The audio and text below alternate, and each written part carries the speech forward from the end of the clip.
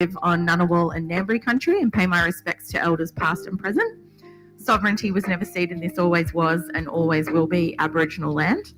I can encourage all of you to head on over to the Uluru Statement from the Heart website to find out about what's happening later this year with the referendum. Find out all the information that you need to know and keep an eye on what that referendum question will be and how you might like to get involved in the campaign. And the Australia Institute has done a number of webinars around the Uluru Statement from the Heart.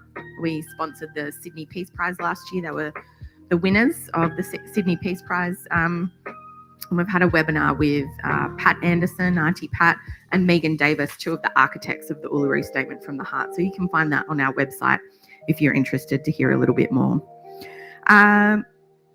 I would like to remind you all that we are delighted to put on Politics in the Pub every month totally for free, but it's not free to host. So if you can chip in a little bit, we've got a tap and go and a small donations box at the back. The tap and go, I think, is by the bar. If you'd like to chip in a small tax deductible contribution, we would certainly very much appreciate it.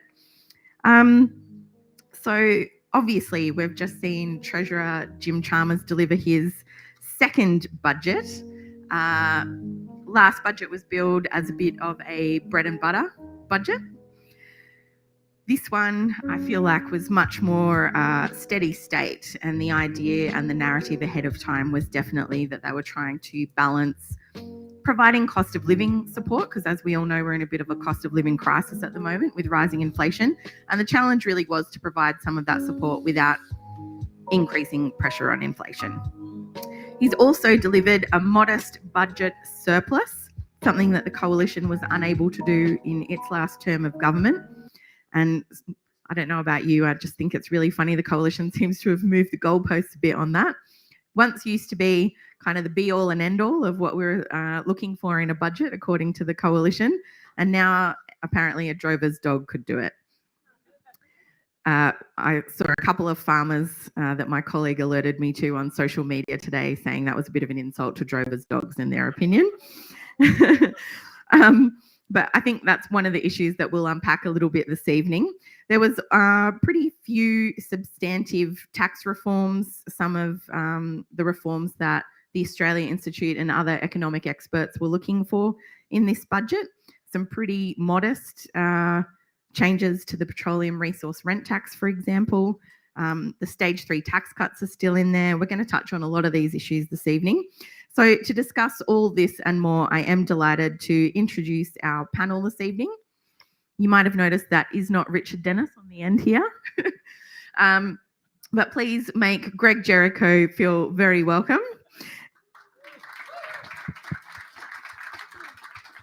So Richard is very apologetic that he can't be here this evening. He's recovering from pneumonia, the poor bloke. So we did drag him in for the webinar this morning, but that was about it for Richard. So he was desperately hoping to be here. Normally, wild horses couldn't drag him away from talking about the budget. But Greg is obviously from the Centre for Future Work, and you, I'm sure, all read attentively his columns in The Guardian. So thank you very much for joining us tonight, Greg. Eliza Littleton is a senior researcher at the Centre for Future Work, and you might have heard her on Hack or Life Matters today. And Matt Grudnoff is senior economist at the Australia Institute, and he's been on our webinar and done many, probably too numerous to count, radio interviews and other things on the budget today too. So thank you, Greg, Eliza and Matt. I will just ask you all straight up, what are your overall impressions of this budget? Greg, can I start with you? It was when we were actually talking about it this morning, Eb, it was that thing where I was pointing out, it's one of those budgets where nobody really won, nobody really lost, and you made the point that it was all about the friends we made along the way. And to be honest, there weren't even really many friends made along the way. It was as you're saying, last October budget was a bit of a stopgap one. We're in power. The March budget was terrible. We got to fix up a lot. This one, yeah, cost of living, but it's still, to me, felt like a bit of a place marker for next year. So, yeah, I'm not going to give it a grade, but hey, B minus. I have no idea. Eliza, what about you? So I suppose I was unsurprised, but still disappointed. I think like lots of budgets, we had we knew a lot about what was going to be in the budget beforehand. Yeah, there was a lot of leaks this year ahead of time. So many, and I mean, it definitely helps us in preparing for like what we're going to do on that hectic night. But it means that you're already thinking about what's going to be in there, and you're looking for the nuggets. And I don't even think there were that many of them this year. But of course, then when you don't find them and you don't see those kind of bigger commitments, it is really disappointing. And what we saw was I think the right priorities. Of course, in a cost of living crisis, it's really important that we look after the most vulnerable. And so we saw a lot of support for income payment recipients. But of course, we would have liked to see more. And particularly, what about the working poor? And there was really nothing in there for them. So yeah, still disappointed. And Matt? Look, budgets are about priorities, and it was really clear that Jim Chalmers wanted to do a lot. He wanted to make changes in lots of different areas that have been neglected for a long, long time. But he was kind of being held back. It was almost as if he was carrying a giant boulder that is the stage 3 tax cuts. And I just wanted to sort of reach out and go, it's okay, Jim, you can put it down. You don't have to keep doing it. And you could do so much more if you weren't lugging this thing around. Yeah, it's. I'm sure we'll come back to the stage 3 tax cuts in a bit more detail, but it really was the cost of living budget that we're trying to address that. And Greg, the kind of thing that the Treasurer was trying to avoid is adding to inflation. And so I know the Institute and the Centre for Future Work have done a lot of work around ways that the government can kind of address cost of living directly. Are those the kinds of measures that we've seen? Yeah, actually, I was quietly surprised and pleasantly surprised about how they went about it, because one thing we at the Institute and the Centre for Future Work have really been talking up for a while now is that inflation is not something you just need to leave up to the Reserve Bank and go, well, it's inflation. The only thing we can do is raise interest rates and that's it. When you talk about sort of the fiscal side, the budget side, about the only thing you hear from a lot of commentators, well, you've got to run a surplus, you've got to be a contractionary budget. That's the only way you can fix inflation if you're going to do anything.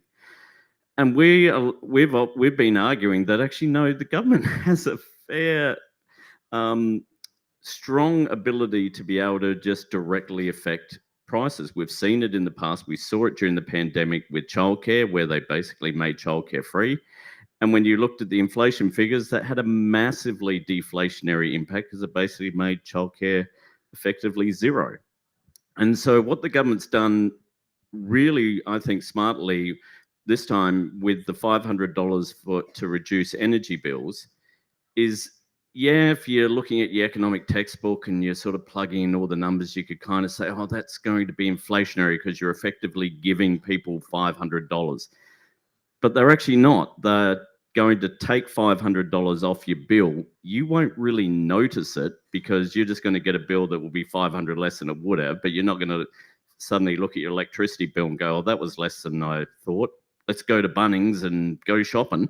You're just going to feel like, oh, well, there's a bill I had to pay, and you won't even really notice it. And actually on the inflation figures themselves, it will be deflationary because the ABS will effectively be lowering the price of energy costs. So it was this really, I think, smart way of showing that governments can affect inflation by ways other than that traditional of, oh, you've got to run a contractionary budget. If you do anything inflationary, have any spending, oh, that's going to set fire to the economy and fuel inflation. It's like, come on, be a bit more clever about these things. And so that was one thing that I thought was quite impressive. And certainly it was something that we have been arguing at the Institute for a long time now, that, governments can do things. They don't just have to say, well, all that's left is the Reserve Bank to kill us with interest rates. Yeah, Matt, and if you could tell us a bit more about some of those other kind of direct measures. And I guess I'm thinking here of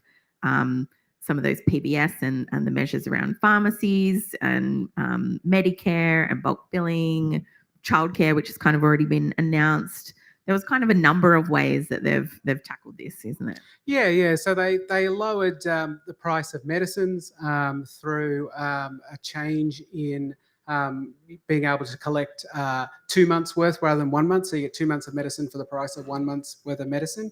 They had things that will encourage people, doctors, to bulk bill. So that again lowers people's costs to see the doctor, and costs to see the doctor are in the consumer price index, our measure of inflation. So inflation will go down with that. So there were quite a lot of different measures. In fact, most of their cost of living relief the idea is rather than handing out money, they were actually trying to lower the prices that they did have control over and give the cost of relief, because you then have to spend less, but at the same time it actually directly lowers prices, which lowers inflation. Yeah. And Matt, you're quite right with the medical bills. Medical bills were the biggest contributor to inflation in the last quarter. I mean, that was the big thing. And energy bills and tertiary education. Yeah, well, they came second. Let's give our credit to the medical bills. So yeah, it's absolutely hitting inflation actually right where it's doing the most damage. You know what we are ignoring though, in terms of inflation in the future? Drum roll. Stage 3 income tax cuts, which will be really incredibly inflationary, because we're going to be putting a lot of money into the hands of a lot of people, mostly rich people, who will then go and spend it. And this is direct money into direct hands. And this, unlike clever and targeted spending that's directed towards decreasing prices, this will have inflationary consequences. So this kind of, I think, distraction and getting caught up in this is not going to be an inflationary budget now, really foreshadows kind of what's coming and makes it a little bit inescapable for them to avoid the conversation. Eliza, I did want to ask you, while we're kind of on direct measures that are targeted, there was quite a few things in the budget that were targeted towards women. I wondered if you could take us through some of those ones that you've been talking about today. Yeah, so the Minister for Women, in her kind of one of her pre-budget speeches, said that this was going to be the best budget for women, which I don't know why you would say that. I think that that's probably always going to be wrong, except for on one occasion, I suppose. And in this case, the women's budget statement spent quite a bit of time talking about policies that the government had already implemented for women. So, I'm talking about increasing the childcare subsidy, expanding paid parental leave scheme. This is all legislation they've passed. Increasing pay transparency in organisations to help address the gender pay gap. And so they're kind of patting themselves on the back, I think, for the work they'd already done. The new measures in there were things that, again, were quite targeted at income recipients. So increasing the single parent payment and extending it to when a parent who is mostly a single parent who is, for the most part, women, they will receive it up until the age that their child's age is 14. Sorry, it's been a long day. And, they abolished the Parents Next program, which they said they were going to do as well, which was a really punitive mutual obligations program that kind of, really is about mistrusting parents who are raising children and saying, but you should also be trying to, get back into the labor market because, that's productive. And, we also saw, and this is actually one of the kind of good news stories in the budget actually, was the government dedicated quite a bit of money towards raising wages in the aged care sector by 15%, which is really good to see. Of course, it would have been great to see that extended more broadly across all workers in the care economy. And then, of course, the changes to the Commonwealth rent assistance as well. And we know that housing affordability is a really big issue across the board for lots of people, but particularly for women and older women. Yeah. I did want to come next to the budget surplus. I'm not sure what you all think, but I feel like for the last kind of decade at the very least, perhaps longer, budget surpluses seem to have been a bit of a fetish of the Australian media and politics. Certainly, we don't see that kind of talk in a lot of, other countries when they deliver their budgets and states of the union and things. But we have finally got a budget surplus after many being promised over the past years, but a fairly modest one. Matt, is this going to be the end of this fetish with budget surpluses? Because it's kind of here, but it's not really a big one, and they're not making a mountain out of it. Yeah, I hope so. Look, I mean, the difference between a $4.2 billion surplus, which is what we had, and say a $4.2 billion deficit is almost nothing. So from an economics point of view, it makes almost no difference. From a political point of view, it makes a massive difference. But it is all just purely politics. Really, the budget is a tool that you use to help the macroeconomy. If the economy needs expanding, run a deficit and it'll expand the economy, which we saw during the pandemic. If you've got a large boom and you want to slow the economy down, then a surplus is a great way of doing that. It's a tool, not something you should target. It's a bit like a shovel. You don't buy a shovel in order to have a pretty shovel and hang it on the wall. You buy a shovel to shovel dirt. And so this fascination with the surplus as an objective isn't based in economics at all. It's based in politics. It's the idea is, as the treasurer, I can get the tick of being a good treasurer if I run a surplus, and that's all I have to do. And if I don't do that, then I'm a bad treasurer. But I just would like to go back to Angus Taylor's remarks about surpluses and drovers' dogs. I think that was very mean of him to criticise Josh Frydenberg, Scott Morrison, and Joe Hockey, who he was basically saying that a drover's dog could run a surplus, but none of those over 9 years could. So clearly a drover's dog is better at being treasurer, according to Angus Taylor, than Morrison, Hockey, or Josh Frydenberg. But Greg, picking up on that kind of point that it is more about politics than anything else, like it just has been this weird obsession for a long amount of time. But one of the primary drivers of it has been the coalition, because of course they benefit from it. It's part of their brand. We are the better economic managers. But now that Labor has delivered one, it might be less appealing for them to keep running that. And apparently Angus Taylor, changed the goalposts, and it was a bit more, oh no, it's got to be all about this. This budget was really about tackling inflation. Do you think this will take the heat out of it politically because the coalition can't use it anymore, and that will encourage the media to kind of look at the budget in a bigger way? No. Look, the budget, the surplus fetish has been around pretty much since Paul Keating. He was the one who, being the master politician that he was, as well as actually kind of an actual good treasurer, he recognised the power of being able to say, oh, we're delivering a budget surplus in the 80s. And before that, people were like, what? It wasn't a thing, and he made it a thing. And then Peter Costello saw how that worked, and so he ran with it on steroids. So Labor was hoist on its own petard. Yeah, a little bit. And I think I wrote in my column that you do get the sense that they ran a surplus this year, and they clearly shuffled a bit of spending around that enabled it to occur, purely so that the opposition can't stand up in question time and say, when was the last time a Labor government delivered a surplus? And, they used to have that, who was that young MP? From North Queensland. Yeah, whatever his name is. Something? No. Roy, who used to say, Labor have never delivered a surplus in my lifetime and all this crap. Yes, it negates that, and clearly Angus Taylor, as Matt's saying, if a drover's dog can do it, then why didn't you? And in fact, that was pretty much what David Spears was kind of saying last night in the 7:30 report. If it's so easy, why didn't you do it? You can't sort of say something's easy when you've just had a decade of not doing it. But why I'm pessimistic that it's going to change the narrative is it's immediately clear from the coverage in a lot of the tabloids and even sort of other media where essentially saying, okay, was that really a real surplus? And also, oh, you're running deficits in the next 4 years. That's bad. And so we're straight into the, okay, you've run a surplus, so why aren't you running more surpluses? We're running deficits. That's bad.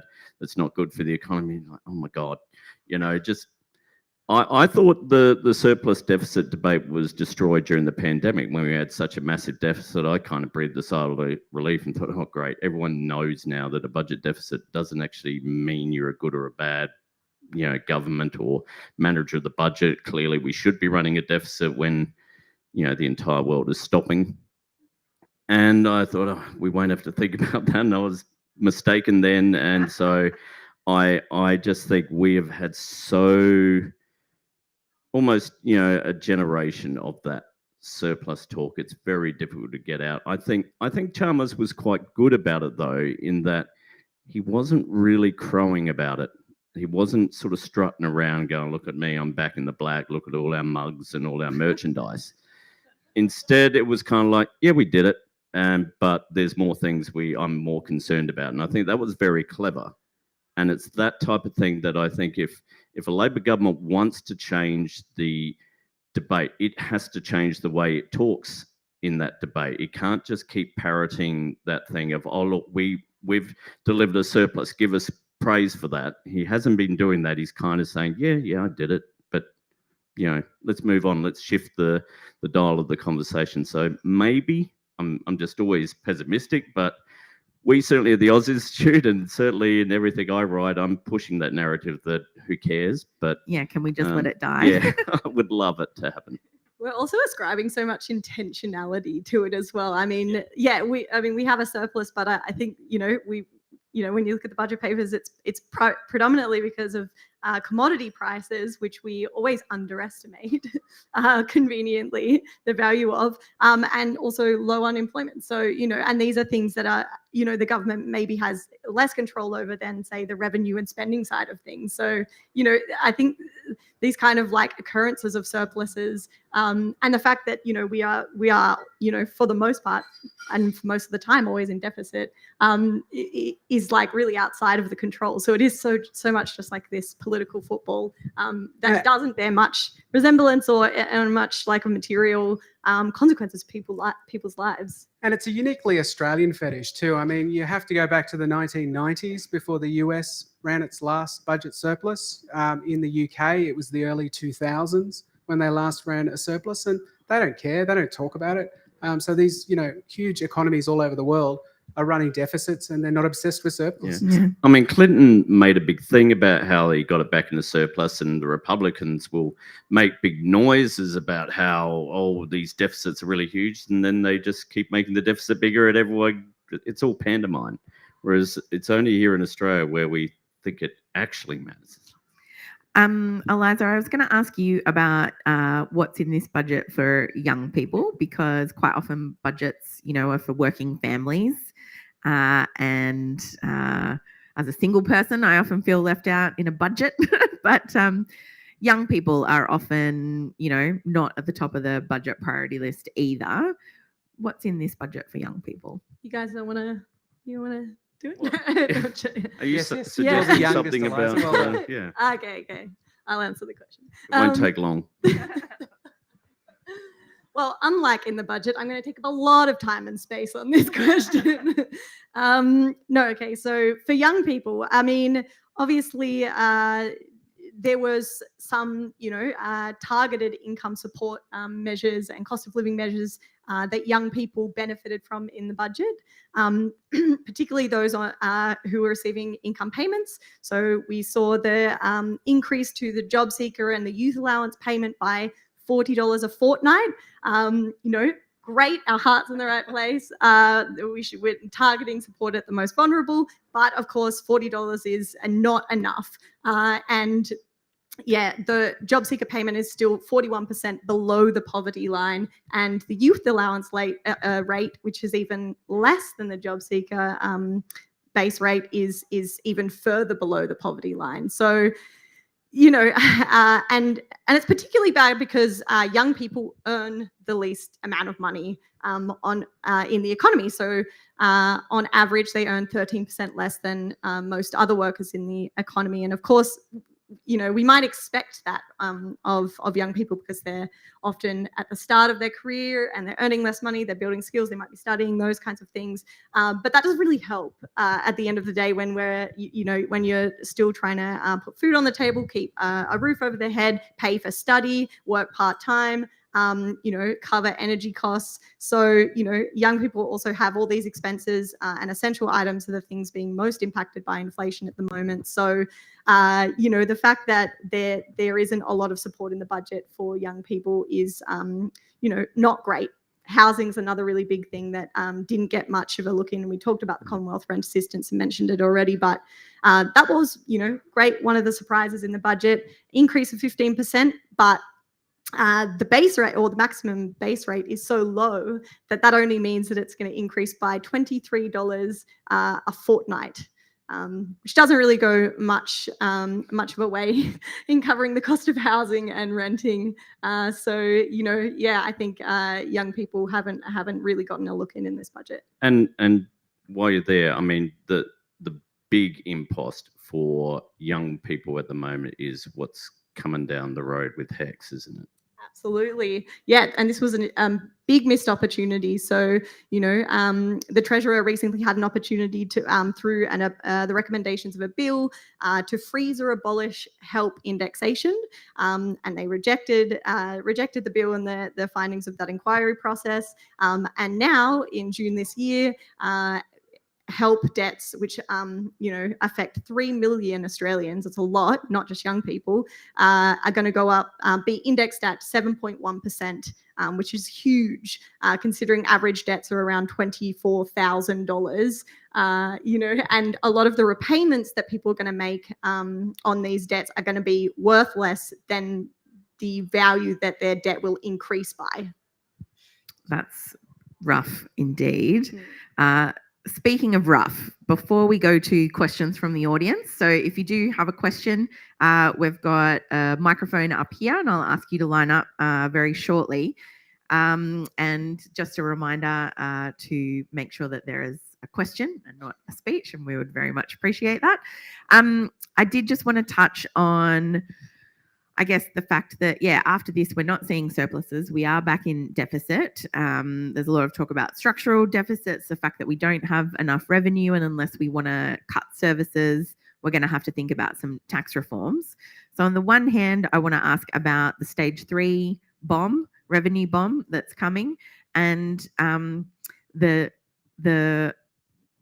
I guess, PRRT squib changes. Matt, can I ask you what's in the budget there? Yeah, so the PRRT, the Petroleum Resource Rent Tax, it's kind of sort of almost like a super profits tax for the gas industry, except that It's supposed to be like a super profits tax for the gas industry, except that at the moment we have sky high gas prices because of the invasion of Ukraine by Russia.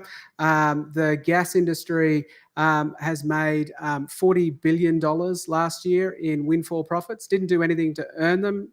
It was just that the price went up. Because they weren't extra productive. No, the CEO didn't do anything special. He just reaped it in.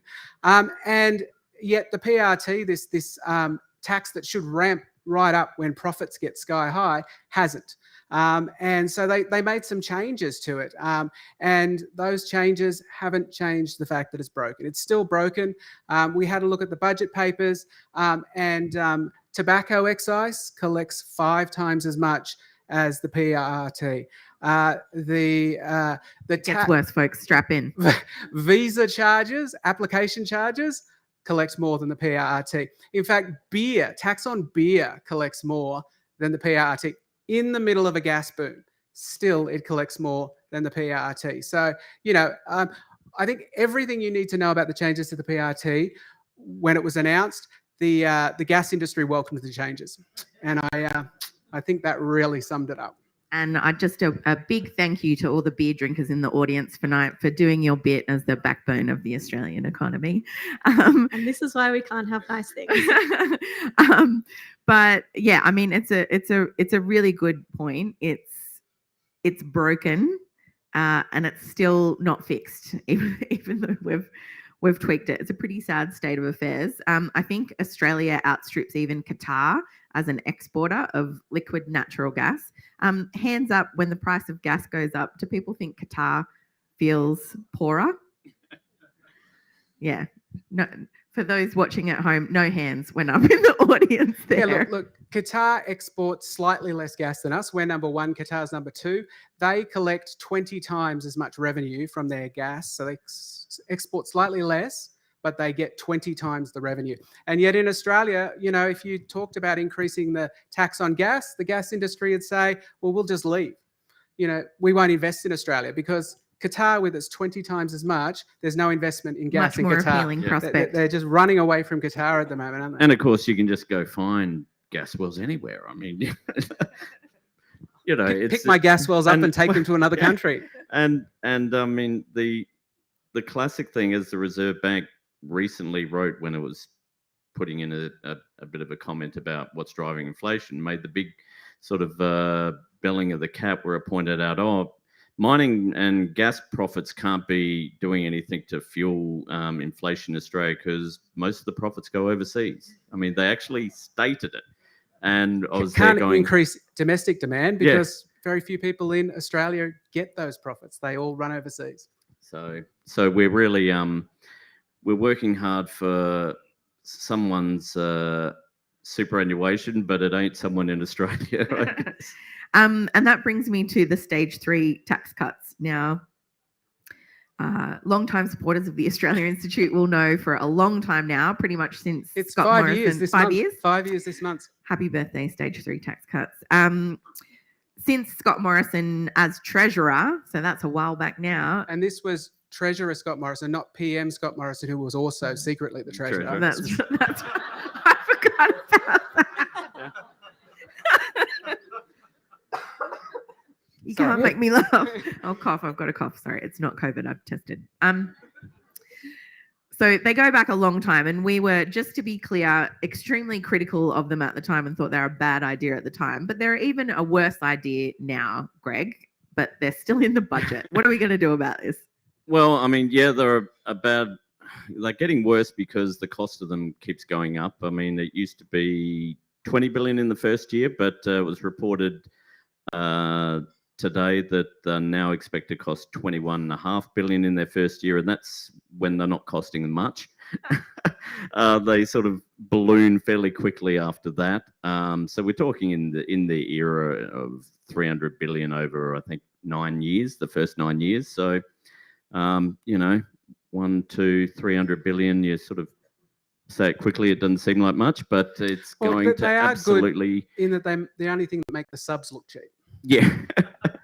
I mean, it's not a case of we can get rid of the stage 3 tax cuts and we'll be in surplus, but I think we're looking at, you know, at least 2/3 of the surplus, the deficit in the first year alone is due to the stage 3 tax cuts. So they're so massive that I sort of was fiddling around with the figures and worked out we could actually raise JobSeeker to the level of the minimum wage, and we still wouldn't be spending as much as we are with the stage 3 tax cuts. You know, they're just this massive thing and it was really interesting being during the budget. I was in the lockup in the press gallery, sort of working for Guardian, and it was really interesting when all the journos came back from Chalmers' press conference, and I was like, you know, what did they talk about? And they were like, oh, you know, the Oz were talking about what's in it for, you know, the battlers and things like that, and aren't you feeling inflation? They said, but also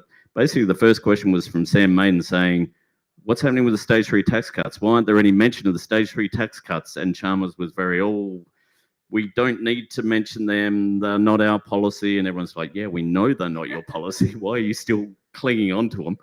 But it was this real sense of, even though they weren't mentioned in the budget, they were just hovering over every figure because you're looking at the the measly $40 a fortnight increase, the small increases in rent assistance, the lack of any being able to come out and say, oh, this has been a huge infrastructure budget where we're going massive on renewable energy.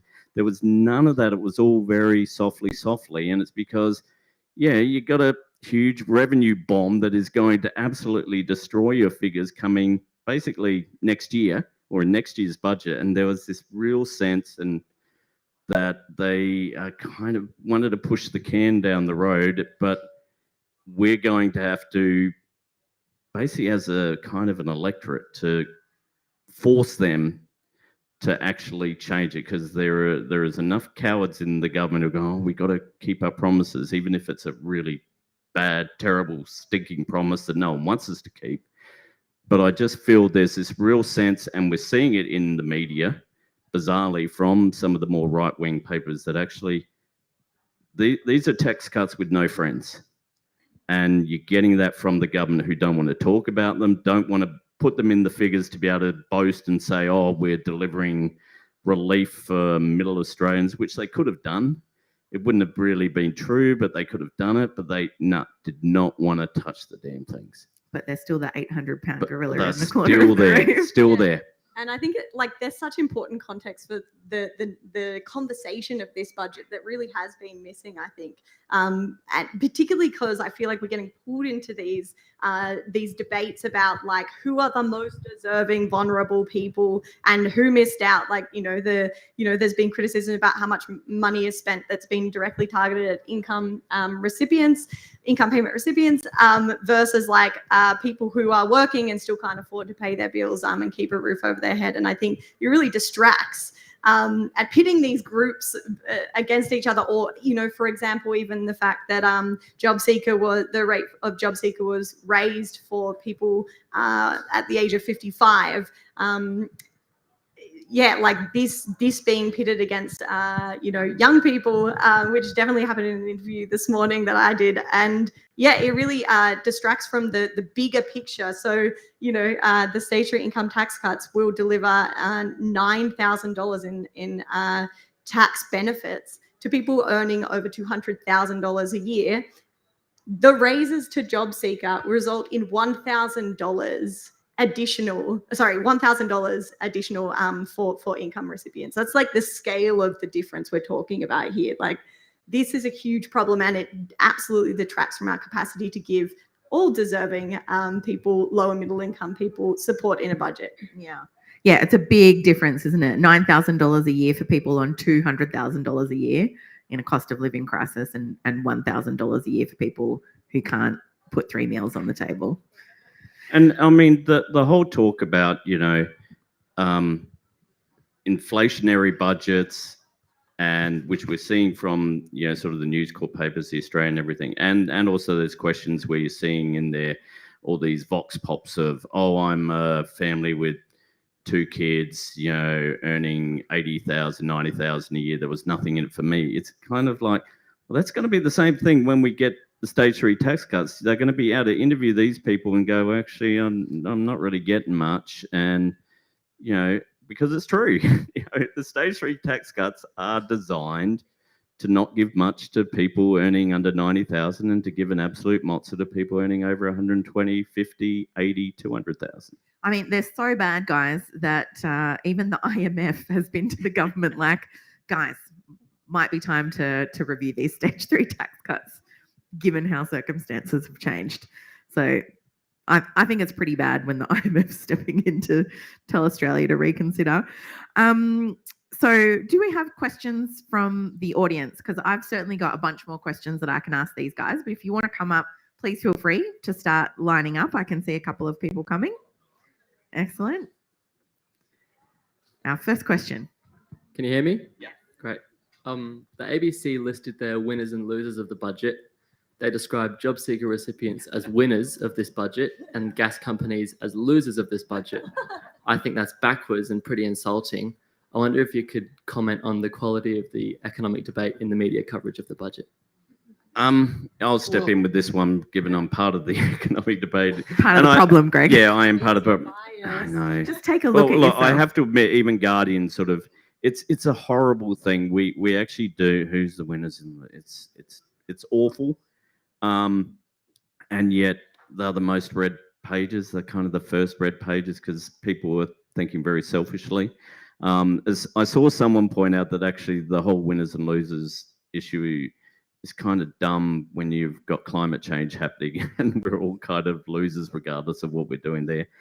But yeah, it's that dumb debate where just because someone got some money, even though it's $40, which isn't going to actually help, keeps them in poverty, they're not really winners. $3 a day. Yeah. And well, that's overselling. I think it's $2.85 or something. Sorry. Just to be exact. I've got my rose-coloured glasses on again. And they'll look at the PRT and just notionally go, oh, they're paying more, even though what it's really doing with the PRT is bringing money that they were going to have to maybe pay later a bit earlier. And that's why the gas companies fine, we'll give it to you now. And our tax accountants will make sure we probably don't pay it anyway. So yeah, I agree. The debate is awful. Just keep telling everybody it's awful, and hopefully media companies might listen. Yeah, I suppose it's, would you rather be unemployed or own a gas company? Because according to the papers, you'd rather be unemployed.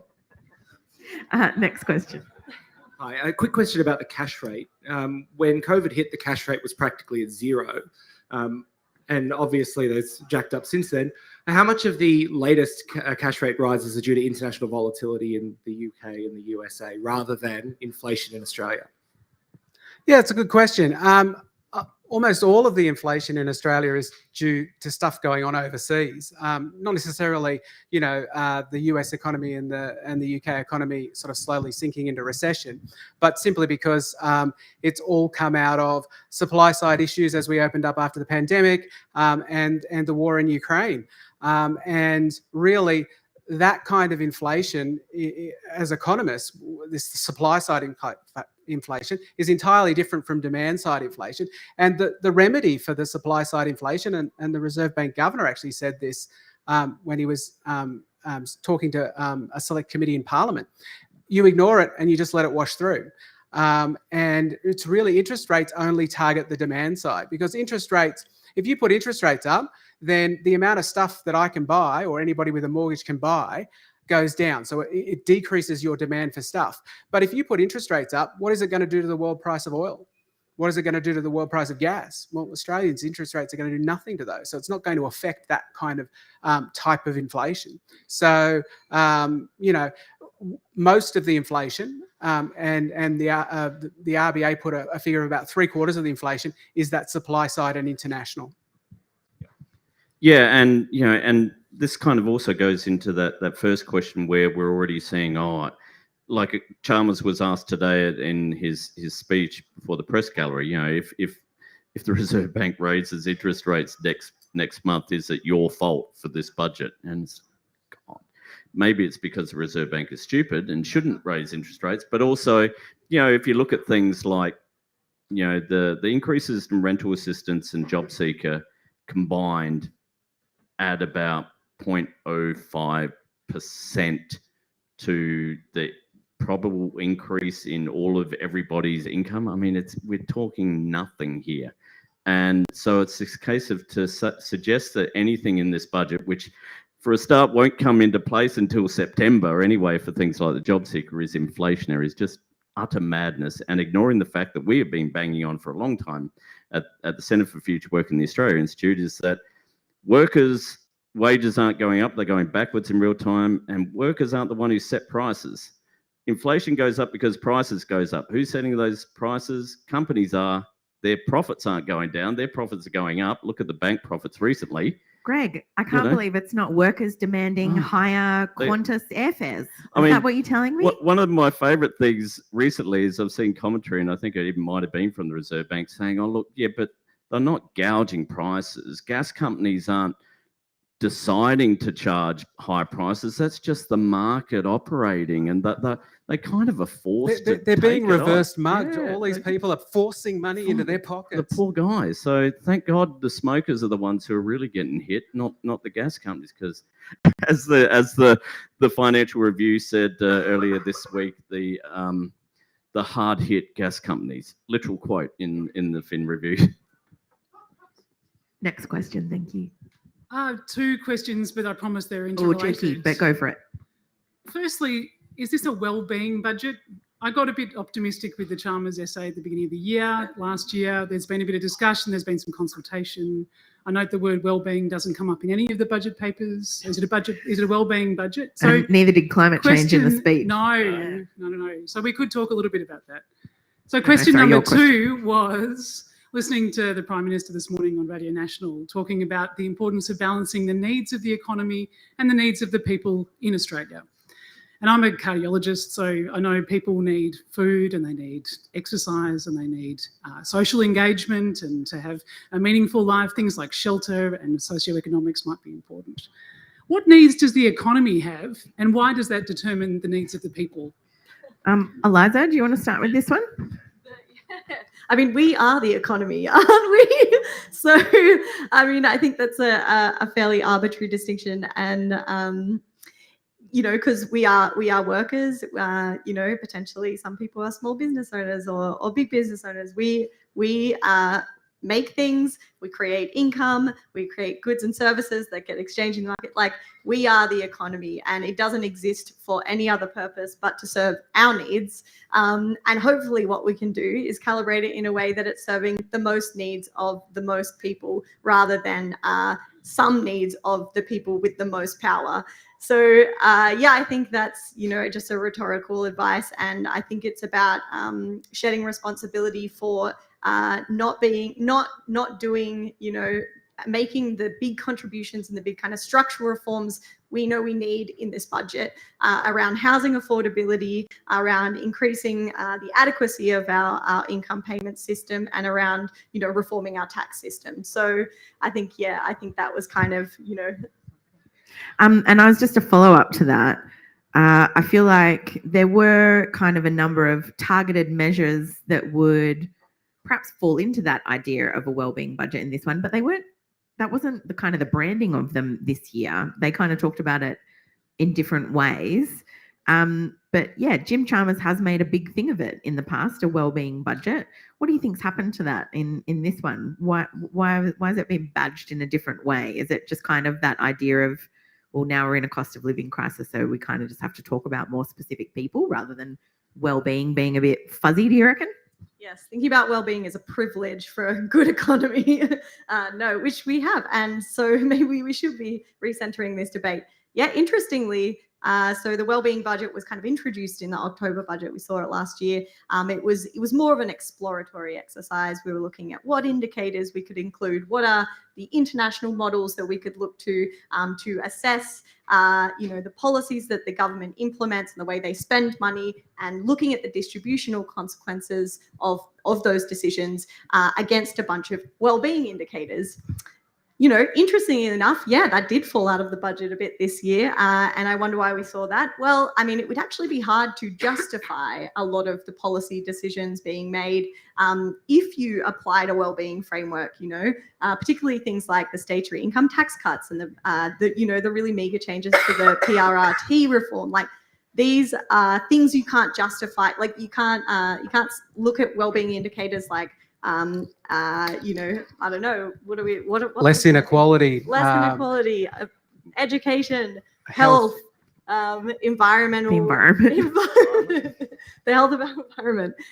It would be really hard to justify really small payments, increase in payments in our woefully inadequate welfare system, but also usher in a bunch of tax cuts that will go to people that aren't, you know, struggling in this inflationary environment. And Matt, sorry, did you have something you wanted to add there? Just on the economy, we often see the economy or treat the economy like this kind of old-fashioned god that needs to be sacrificed to. But we kind of need to think, well, you know, when you hear all that rhetoric, it's usually, you know, we need to appease the markets. You know, the markets will be bad. The markets is just people who own the most stuff. They're just rich people, right? And effectively what they're saying is no, you need to give us more. And that's what they mean when we need to sacrifice for the economy. And I think the wellbeing budget is that classic case of how things, especially in Australia's sort of economic and political debate, don't exist unless the opposition cares about them, and the opposition don't care about well-being, and they certainly don't care about a well-being budget. And so it sort of has just dropped off. And when I was in the lockup, I was going through the papers, and about an hour or so, and I'm going, hey, where's the well-being budget papers? And everyone's like, oh yeah, forgot about that. And I said, oh, did anyone ask at the press conference? No, it just, because you're not going to have Angus Taylor going out and saying this is bad for the well-being of Australia or anything, because they know that they don't want to argue on that point. And so it's a case, unless the government actually commits to going, yeah, this is an actual part of the budget, which then forces them to actually kind of have to live up to it, because there's no one sort of pressuring them. It just has kind of died, which is a bit odd, given that they, as Eliza's saying, that in the October budget, they did kind of do that preparatory work for it. And you thought, okay, they're going to do something, and maybe next year. Thanks. Please bear with me. My cough gets worse the later in the day it is. Next question. So the current budget, right, and the debate from the media on it, how does this shape the current debate on stage 3 tax cuts, and what are the chances that the government might scrap it coming next election or the election after that? Yeah, that's a really interesting question, because it is much more, I think, a political question at the moment. But certainly the Australia Institute is doing everything it can to keep it as an issue on the table. But I was really interested last night watching Insiders After Dark. I'm not sure if any of you caught that last night, but it was fantastic. I thought there was a lot of really good commentary on it. And I think, Greg, you talked earlier about Sam Maiden coming out and asking one of the first questions of the Treasurer, being like, why the stage 3 tax cuts, the Voldemort of the budget, the measure that dare not speak its name. But Matt, it's politically, it's going to be a problem for the government, even if it's a promise or a commitment that they want to honour. It's going to be tough going into the next election with this hanging around their necks still. Yeah, it is. The stage 3 tax cuts are fascinating in that they have bipartisan policy. So both the major parties support them, or say they support them. They have passed, so the parliament doesn't need to do anything. They'll just come into effect a little over a year from now. And yet they're constantly talked about.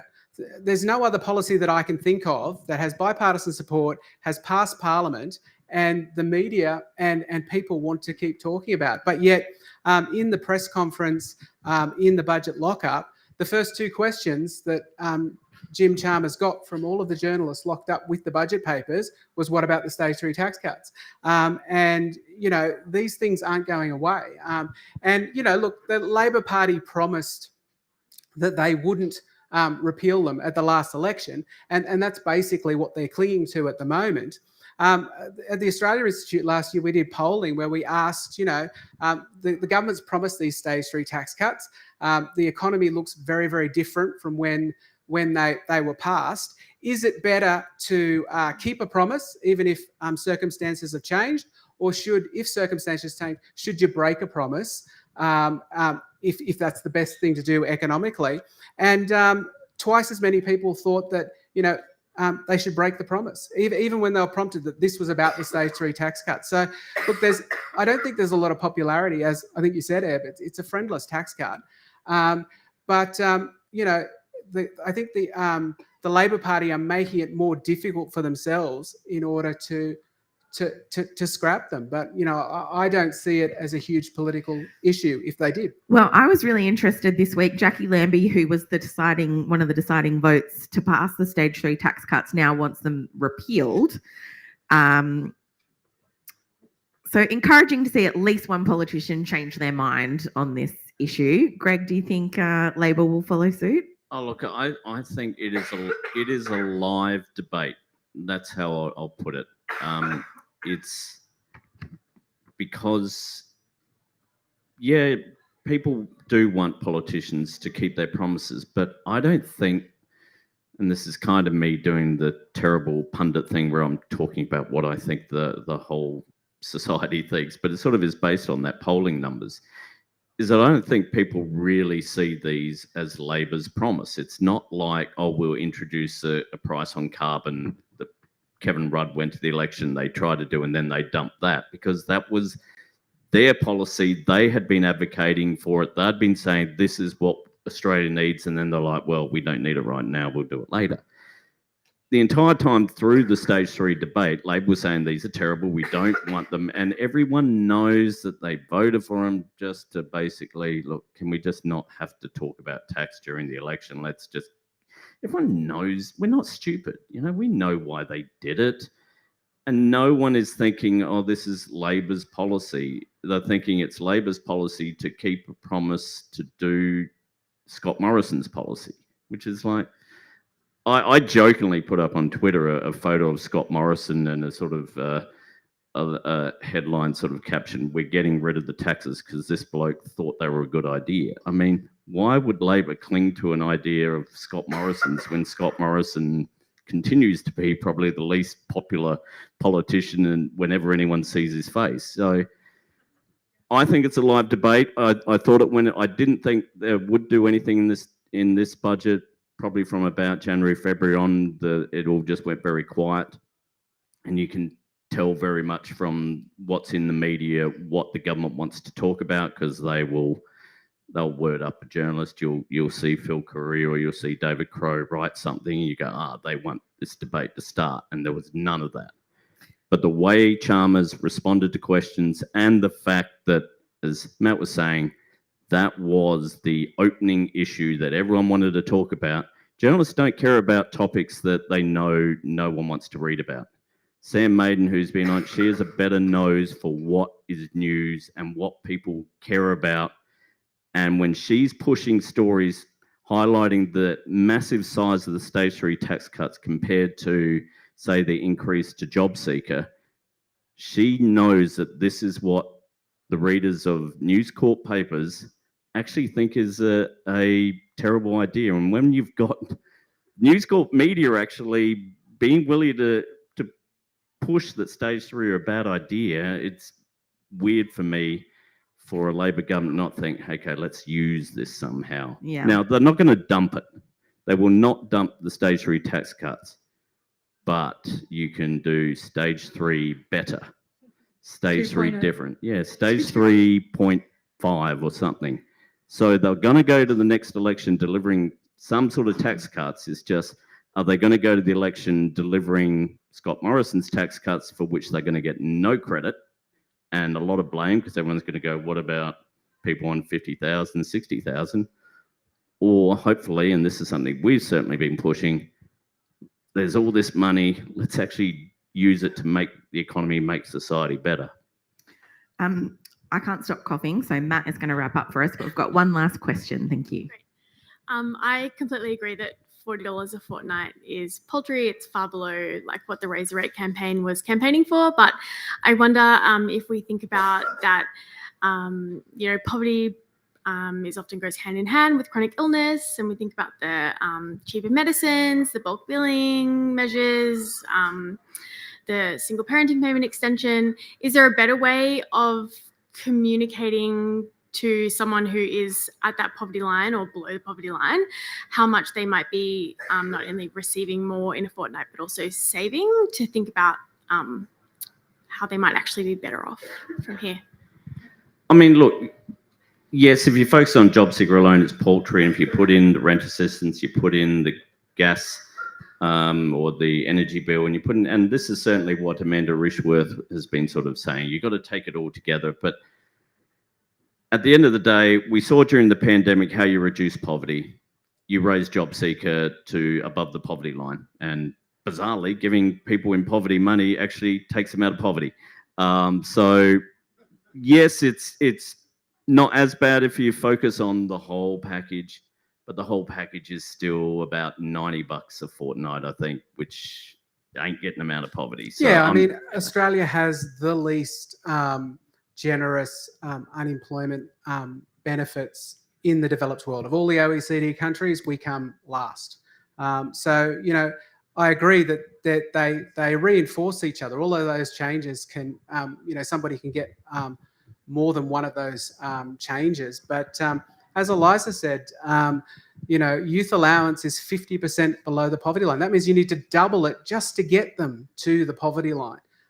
So it is important that some of those increase, and that is important. And it's great that we're moving in that direction. There's just so much further to go because we've been neglecting it for so long. I mean, when you've got the BCA, the Business Council of Australia, the people who represent the biggest companies in Australia, saying we need to increase job seeker, not because they were concerned about poverty, but they were concerned of the fact that unemployed people couldn't present at interviews because they didn't have enough money to make themselves look presentable, to have a suit, to get on public transport, to get to the job interviews. And they're concerned about a labour shortage. When that is occurring, things are really, really crap. Yeah, and just finally, I mean, to show, as Matt says, it has been crap for so long that this pathetic $40 a fortnight increase, which is going to take it to around 41% below the poverty line, that's the best it's been since about 2008.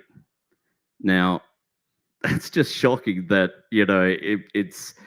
it's so far down that even a $40 increase is about as good as we've seen for 15 years. And for comparison, back in the 80s and early 90s until, I don't know, about March 1996, when, I don't know what happened, something, the moon must have moved or something. The job seeker was around 25% to 30% below poverty. It was sort of bumming there, and then it's been for 20 years sort of going down, flatline, and now it's just little, but not much. And Eliza? Yeah, just to, I feel like this kind of focus on, let's add up all the little things that we did for disadvantaged households in this budget, and overall they're actually going to be much better off, really kind of misses the point that there's actually so much on the other side of the equation that they're doing to drive up prices, for example, in housing, or things they're not doing to make housing more affordable. And Matt wrote a great Guardian article just before the budget talking about all the things that would actually help with housing affordability. And you know what? We didn't see basically any of these measures adopted. Increasing rent assistance is going to help, some people afford a little bit more of their rent. But you know what would really help with housing affordability? Building more public housing, the structural solutions, addressing the tax incentives that we have driving investor demand in our housing market that, increases prices and keeps first home buyers out of the market, and it makes rents more expensive, and really turns our human rights like homes into commodities. And this I think is the kind of thing that gets overshadowed by focusing on adding up all the benefits that we have in our welfare system and saying, see, you're much better off than you thought you were. All right, thank you very much. We'll end there. Can you please thank Greg, Eliza, and Ebony, who has struggled on really hard. Matt. The Verity Lane Markets, and our other wonderful Australia Institute colleagues, Hayden, Eleanor, and Lucci, who set up and organise all of the video and the audio. Don't forget to sign up to our list to get details of our next Politics in the Pub next month, which will be our post. Oh no, this is completely wrong. I don't know what the next Politics in the Pub. Check the website, I'm told. Please subscribe to, I've given a fake script here. It's terrible. Subscribe to our podcast, Follow the Money. It's available on iTunes and from our website. Don't forget to donate if you can. And thank you again for attending tonight, this event. And we look forward to seeing you next month.